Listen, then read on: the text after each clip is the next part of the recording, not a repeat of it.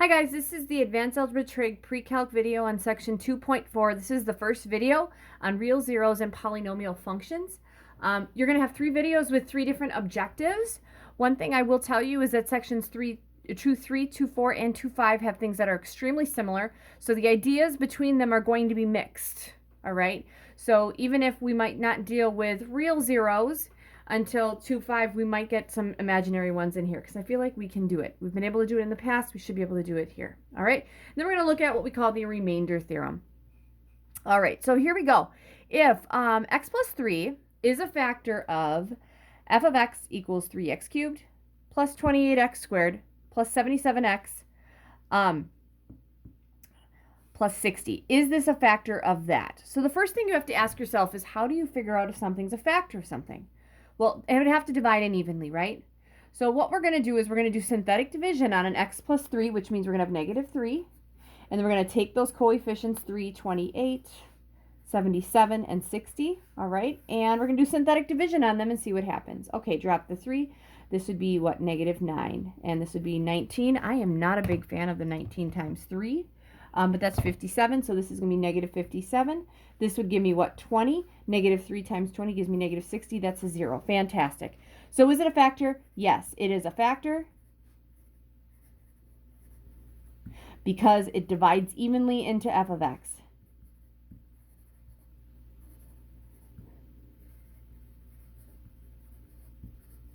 Awesome. Now we're going to use it to find all the zeros. So here's the thing. I do this a lot, you guys, where I'll take this polynomial and I'll just rewrite it in factored form. So I know it's x plus 3 times something else. Now that something else is this. Remember, it goes remainder constant x squared. This is 3x squared plus 19x plus 20.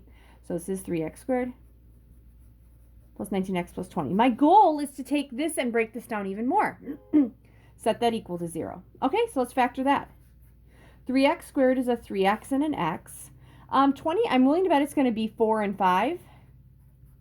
All right, so on the outside here I have 15. On the inside I have 4. If I add both of them, I'm feeling really good about that. So that would be the factored form here. Okay, and then I want to find all my zeros. If I set this equal to 0, here x would be equal to, we'd subtract 4, divide by 3, negative 4/3. Here we subtract 5, it's negative 5. And then I also had the negative 3. And you should have been able to see from the original one, your degree is 3. We could have gotten 3 factors, which would have meant 3 zeros. And that's what I have. So if I had to rewrite this in factored form, you guys, it would be an x plus 3 times the 3x plus 4, because that's what this is factored, and then an x plus 5. All right, so that's what it is. So yes, it's a factor, and I can use it. So that's going to be kind of the building block for what we do, is that if I can find a factor, or if I can find a 0, because really, if I give you a 0, I should be able to come up with a factor. Can I find the other zeros? All right. Okay. Next one, number 2. I only have 2 of these. Is x minus 7 a factor of, how long is this one? This one's a little longer. G of x equals x cubed minus 7x squared plus 5x minus 35. If so, use it to find all the zeros. Okay? So is that a factor of that function? If so, use it to find all the zeros. So to be a factor, it has to divide unevenly. So let's see if it divides unevenly. X minus 7, that would be a 7 in the box because it's always the opposite. Across the top, we're going to have a 1, a negative 7, a 5, and a negative 35. All right, drop the 1. 7 times 1 is 7. Add down, that's 0. 7 times 0 is 0. Add down, that's 5. 7 times 5 is 35. Add down, that's 0. Yes, it is a factor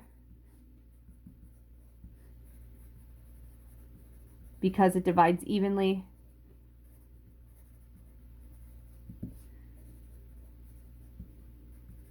Into g of x. All right. So I know so far that this is equal to x minus 7 times, sorry, I'll straighten this out, my bad, times, okay, this is your remainder constant x squared. This is x squared plus 5.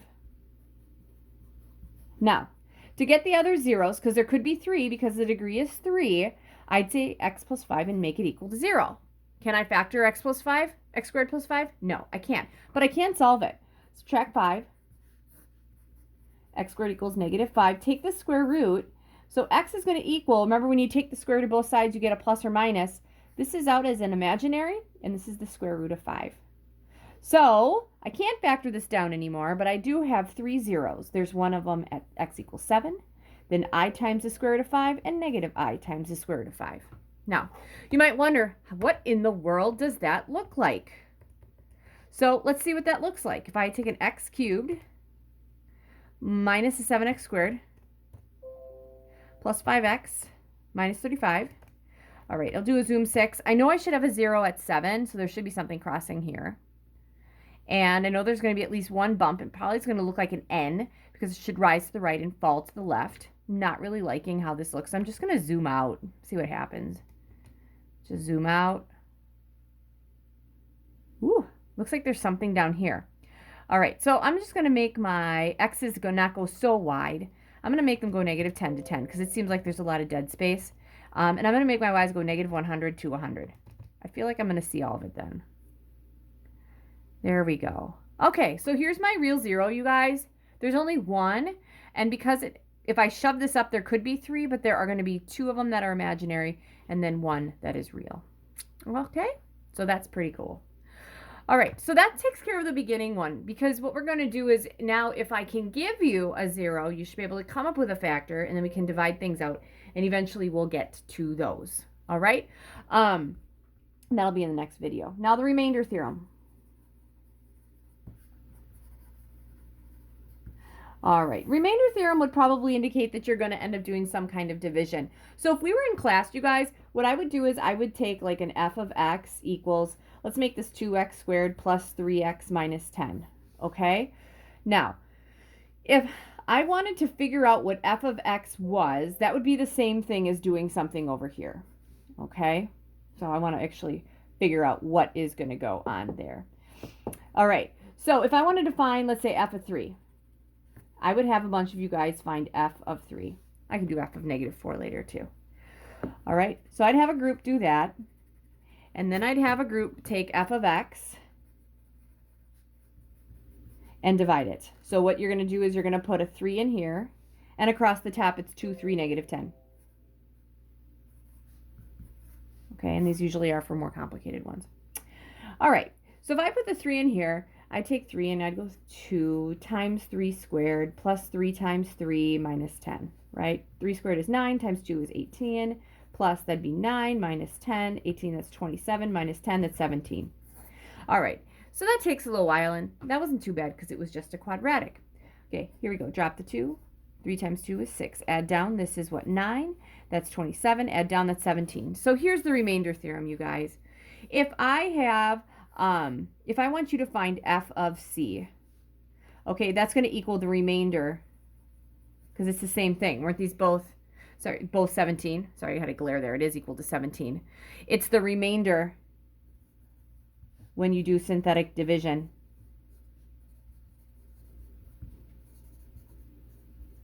On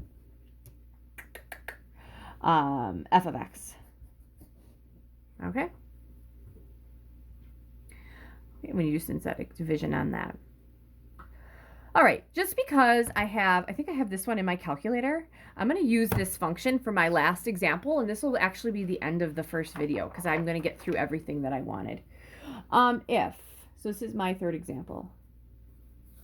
If f of x is equal to, we had x cubed minus 7x squared plus 5x minus 35. I'm going to do a couple of these. We're going to find f of negative 4 using the remainder theorem.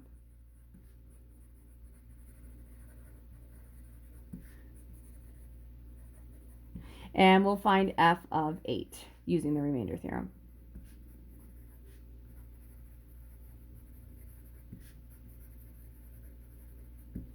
All right, that's what we're going to do. And the reason I chose this one, you guys, is because it's in my calculator, so I can easily just use the table and check my answers. All right. So negative 4 goes in the box. Across the top, we're going to have 1, negative 7, 5, negative 35. Here we go. So this is going to be the same as if I put negative 4 in those spots, which would take a while, hopefully. Drop the 1. Negative 4 times 1 is negative 4. Add down, that's negative 11. Negative 11 times 4 is 44. Add down, that's 49. 49 times negative 4.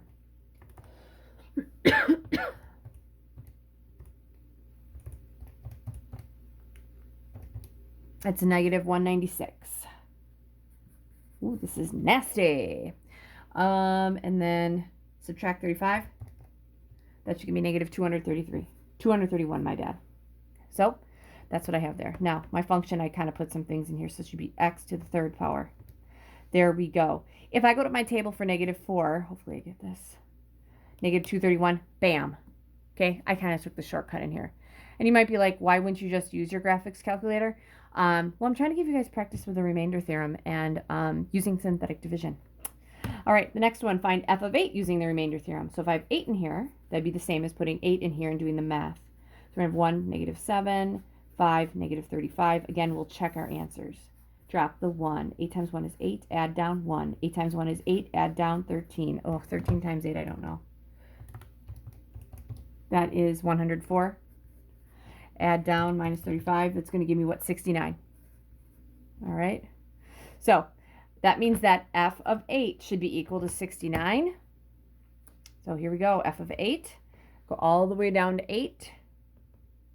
Yep, and it's 69. So we could say f of 8 equals 69. And we could say that f of negative 4 is equal to negative 231. All right. So like I said, this first video, the objectives were just to find some zeros given a factor.